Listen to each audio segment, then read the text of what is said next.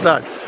आम्ही आता इकडे वीरेश ट्रॅव्हल्सकडनं पारूला आलो आहे. भूतान पूर्ण एक्सप्लोअर केलं. भूतानमध्ये फिरता फिरता आमची नेपिव अप्पू, आम्ही अपेक्षाला अप्पूच म्हणतो आमच्या शॉर्टफॉर्ममध्ये. अपेक्षा समर्थाला विचारू हिला आवडलं काय. अपेक्षा, तुझा पहिला टूर आहे हा फॉरेनचा, त्याबद्दल तू काय सांगशील?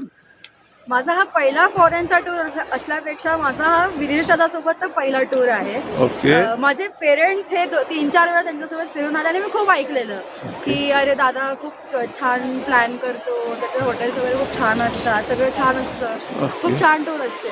तर म्हणून मी पहिल्यांदा त्याच्यासोबत आली आणि त्यातल्या त्यात ही माझी फर्स्ट फॉरेन ट्रिप आहे माझ्या लाईफमध्ये.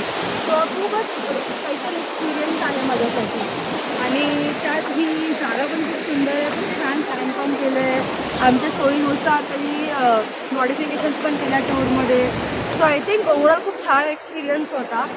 थँक्यू विरेश दादा. आणि तुला इकडलं जे ह्या आउटसाइड, आता तर इंडियातलं आपण नेहमी रेग्युलर फूड खातो, ह्या इकडे बाहेरचं जे फूड खाल्लं त्याबद्दल तू काय सांगशील? हे बाहेरचं फूड म्हणजे बाहेर आम्ही खात असलं तरी ते बरोबर आमच्या गरजेनुसार त्यांनी म्हणजे बनवलं आहे की म्हणजे आम्हाला असं थोडं पण अरे हे काय खातं असं वाटलं नाही पाहिजे.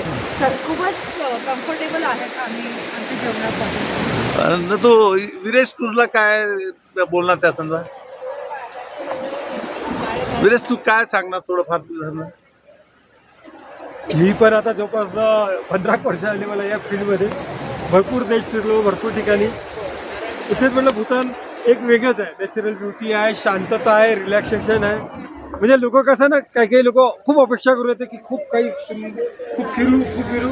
पण भूतान थोडंसं वेगळं आहे. इथे कसं आहे ना, साईटसीनपेक्षा जो शांतता आहे, रिलॅक्सेशन आहे, हे महत्त्वाचं आहे. आणि मी तर म्हणतो जेव्हा रिटर्न इंडियामध्ये वापस जाऊ ना, तेव्हा आपल्याला भूतानची खरं कळेल की आपण का मिस करून आलो भूतानमध्ये. की आपल्याकडे जे पोल्युशन आहे, करप्शन जे राहते, धावपळीचं जीवन, दगदग, आणि ते कुठेतरी आपण भूतान मिस करू की या गोष्टी भूतानमध्ये नाही आहे. एक शांतता आहे, खरंच जीवन पुढे कसं जगायचं आहे हे भूतानच्या लोकांनी दाखवलं आहे. की नुसतं धावपळ करण्यापेक्षा एक ही पण एक अलग मजा आहे रिलॅक्सेशनची. ओके. विजू वहिनी, तुम्हाला कसं आवडलं आहे भूतान संदर्भात 2 शब्द बोला तर?